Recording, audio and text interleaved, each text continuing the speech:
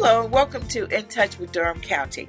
I'm Deborah Freid, General Manager of Strategic Planning and Innovation. We are here virtually to bring you crucial information about Durham County Government.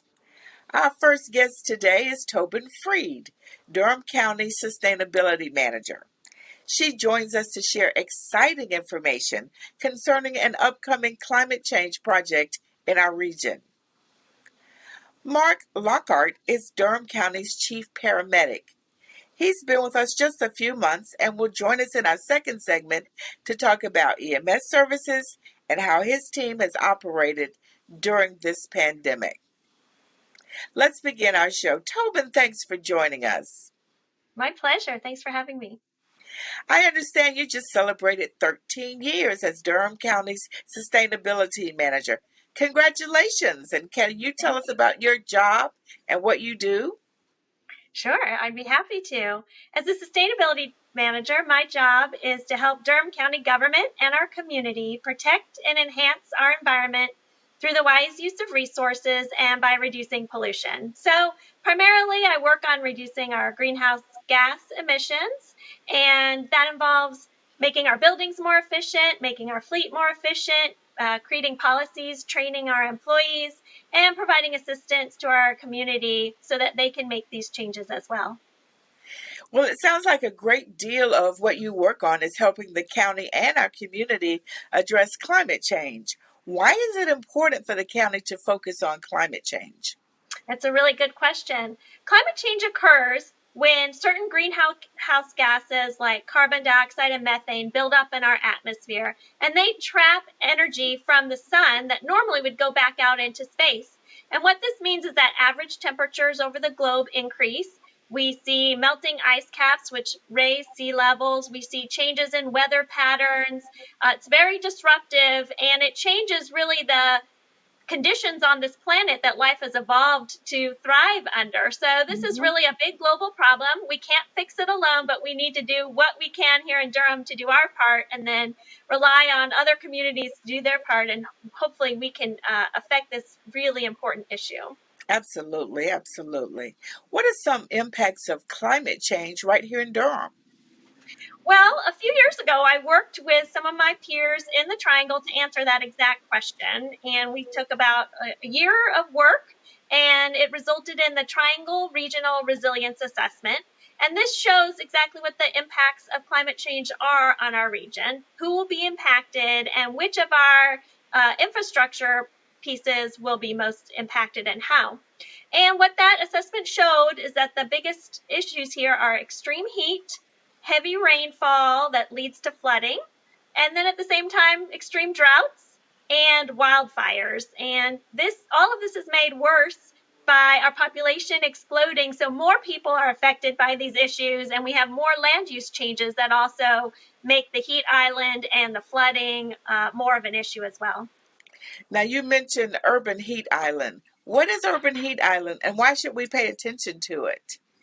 So because urban areas tend to have more materials that absorb heat, like cement and asphalt and bricks, than rural areas do, they absorb this heat from the sun, and then they keep it longer, and they keep releasing it overnight when other areas are cooling down. So this results in urban areas having much higher temperatures during the day and at night than rural areas, sometimes 10 to 15 degrees higher in maybe a 10-mile difference. So the problem with this is that it affects, of course, people, especially people who have asthma, hypertension, diabetes, the elderly, people who have to work outside. It also impacts our infrastructure like our roads and pipes. So, and people who have to work outside, who are more, they are affected more by these extreme heat. So this extreme heat. So that's why it's important. And actually, the upcoming community health assessment that should be coming out in the next month or two, for the first time ever, we have a chapter on climate change included in this community health assessment. It focuses on the public health issues associated with climate change, and there's a whole section on urban heat island. Well, that's great. I can't wait to read that. So what is Durham County doing about urban heat issues? Some of the ways to reduce Urban Heat Island is to plant trees, have more green spaces, use white or reflective roofing on surfaces. So we've been working to do that, including planting trees at public schools and working with the city on other urban forestry projects. So people can do these in their own home, in their own neighborhoods as well.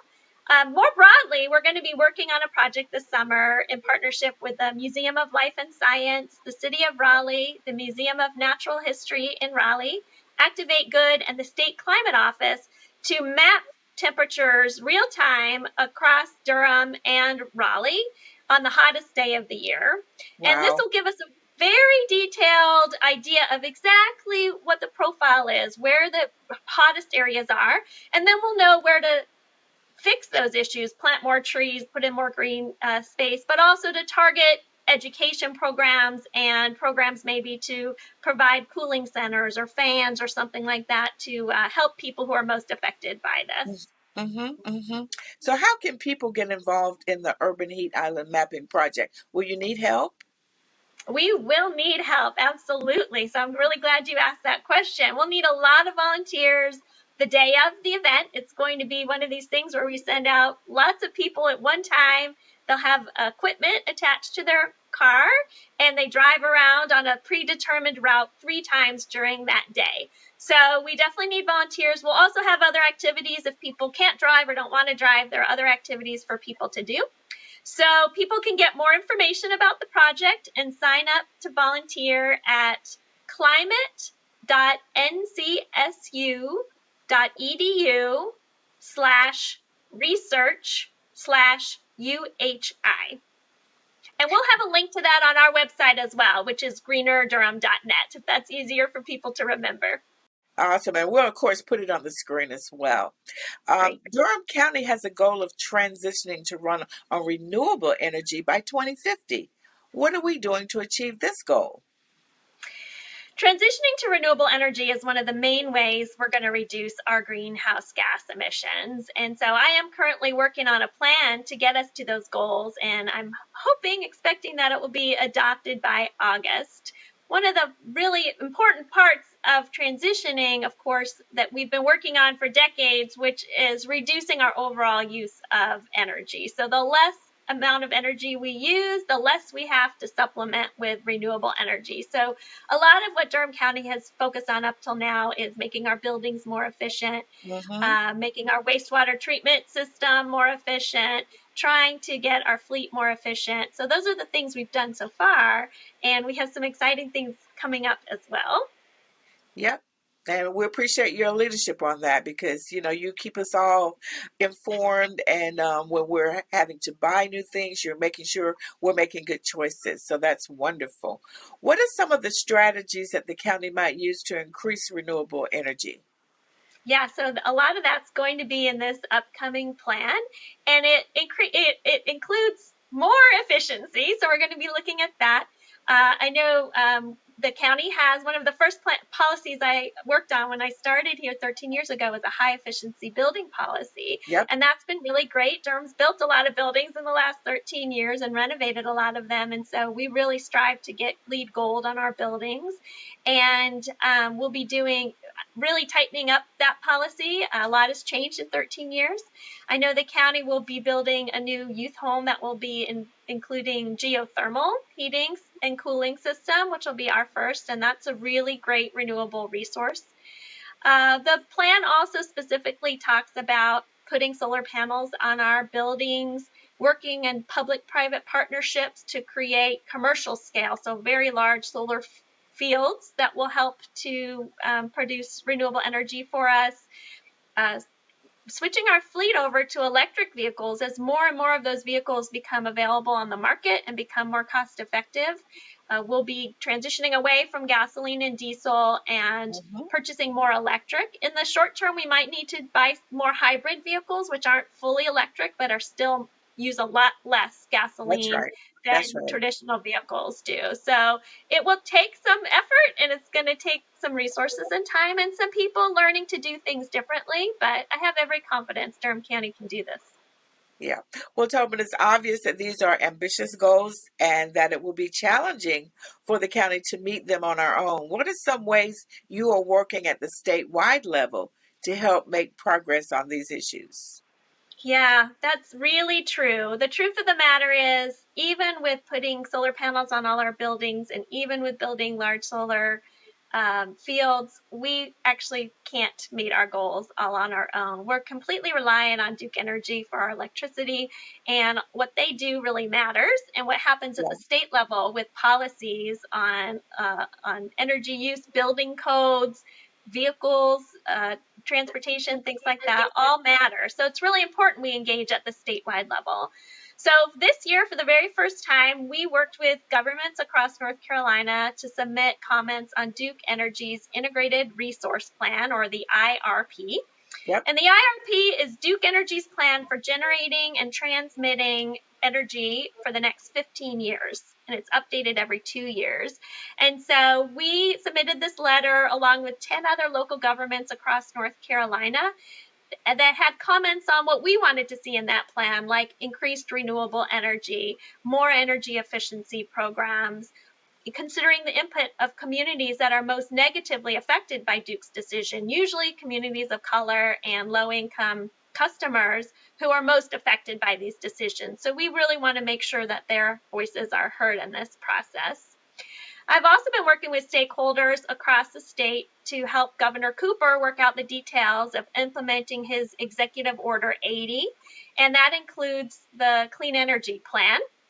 So with his leadership and with stakeholders from everything, businesses, universities, other local governments, state government, we have nonprofits that work on environmental and energy issues, developed a clean energy plan that has recommendations to help the state meet its ambitious greenhouse gas goals, which include reducing emissions across the state 40% below our 2005 levels by 2025.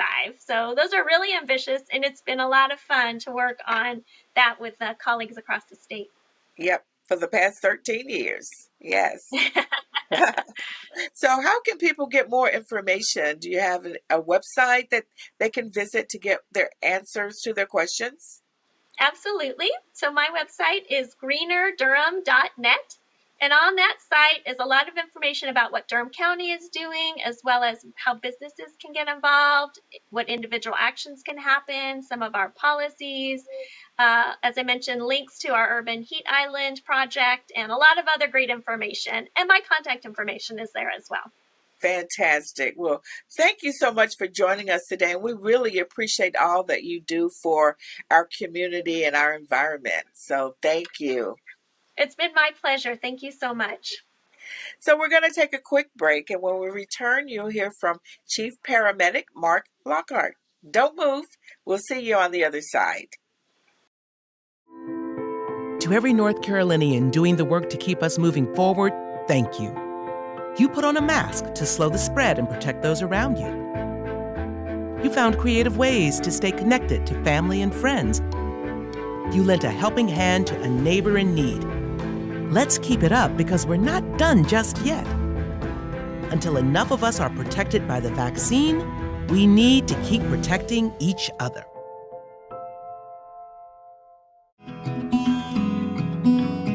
As a small business, we're looking forward to people being able to come back into the store. We would love to have everyone come in and shop the way that they used to be able to. We want to be responsible to not only ourselves, but to people we don't even know. If folks are going to choose to spend their dollars with us, then the least that I can do is participate in what it takes to vaccinate. We are really optimistic about the effect the vaccines are going to have. People want to treat themselves. The craft beer movement and the craft food movement can go hand in hand, and it's all about giving yourself something special. That desire to shop and to get out there in the stores is very strong for a lot of people.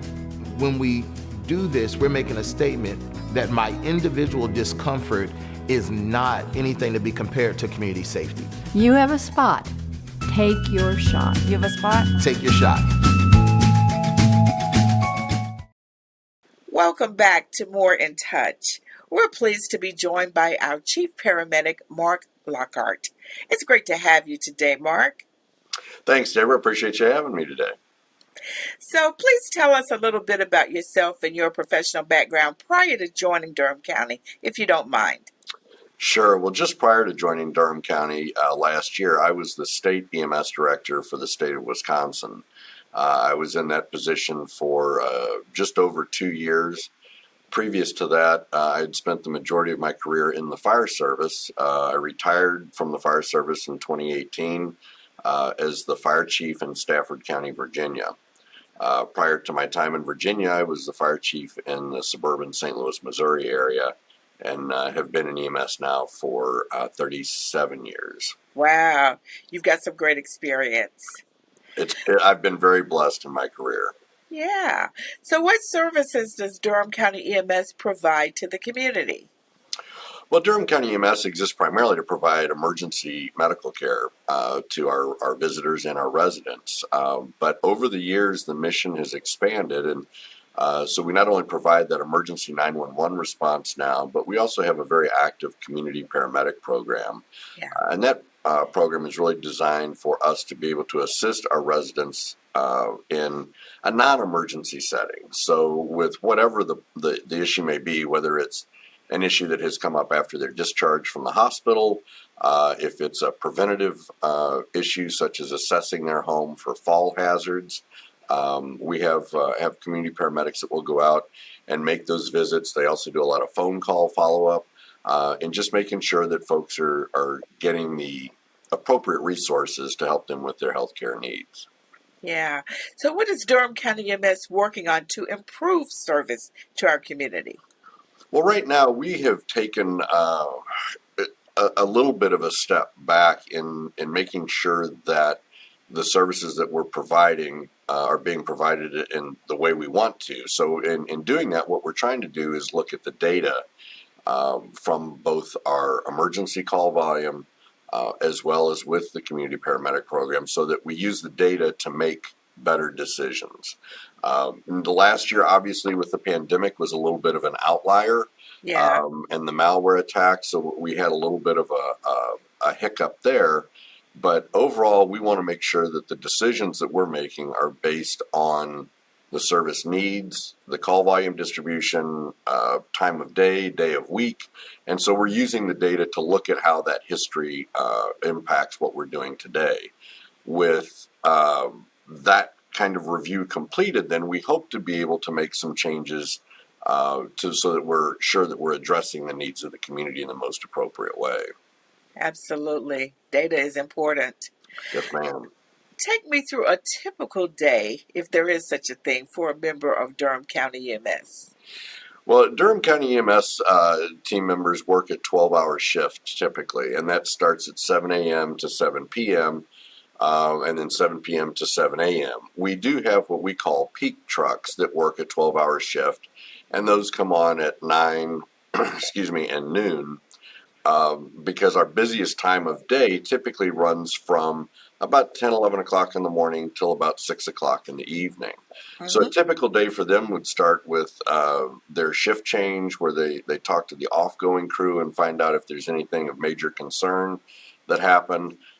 They talk about equipment that may have been left at the hospital, supplies that need to be replaced.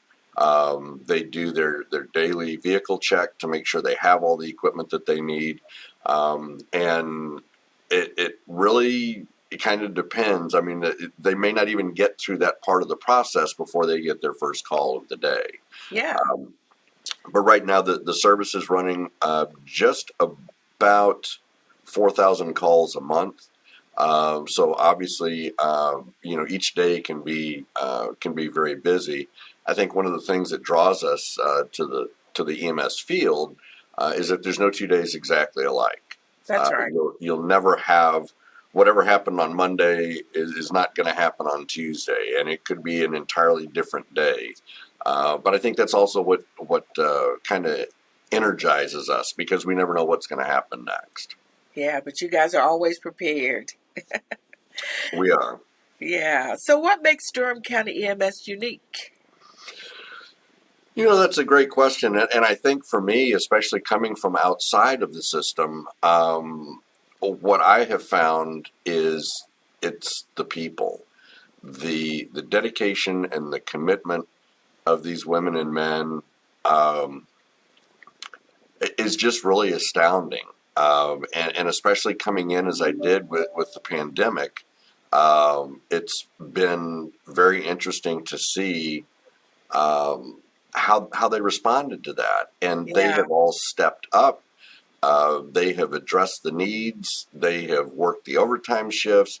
They have done everything that's been asked of them and then some. And so I think when I look at them and I see the clinical competence, the skills, and the knowledge that they're leveraging every single day in this community, I think for me it's the people. I am proud to work alongside them, and I can say I'm hard pressed to show in my career at least where I have seen this same level of dedication and commitment to the provision of EMS. Now, what impact has the pandemic had on Durham County EMS?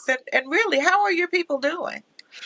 Well, I think overall they're doing quite well. It obviously has been a very challenging time for them in the amount of calls that we're running, but also in the types of calls that we're running. And for a lot of folks, it involved a significant commitment as far as we were having them work overtime. Yeah.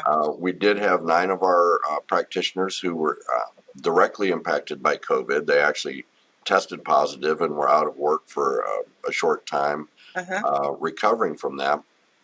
Overall, as far as the system goes, we had about a 3% drop in our call volume last year. We anticipated that there would be some type of a drop, primarily because people just were a little hesitant to want to go to the hospital because of COVID. Right. And at least what I've learned in making the move is that it's kind of a universal feeling of I don't have it, I don't want it, and I'm afraid if I go to the hospital, I'll get it. But we did see obviously an increase in the number of respiratory breathing difficulty calls, COVID-related symptom calls, I should say. Yeah. And so that number has started to drop a little bit. But it did have an impact both on call volume as well as the physical and I think mental toll that it took on our folks. But I'm also pleased to tell you that they're very resilient and they've handled it extremely well. Absolutely. So where do you see Durham County EMS in the next 3 to 5 years, Mark? Well, I think as we look at the next 3 to 5 years, obviously, as I said earlier, what we're looking to do is make decisions that are based on the data from our last 3 to 5 year experience. So what we want to do is to make sure that we have our units deployed in the appropriate locations to try to minimize that response time.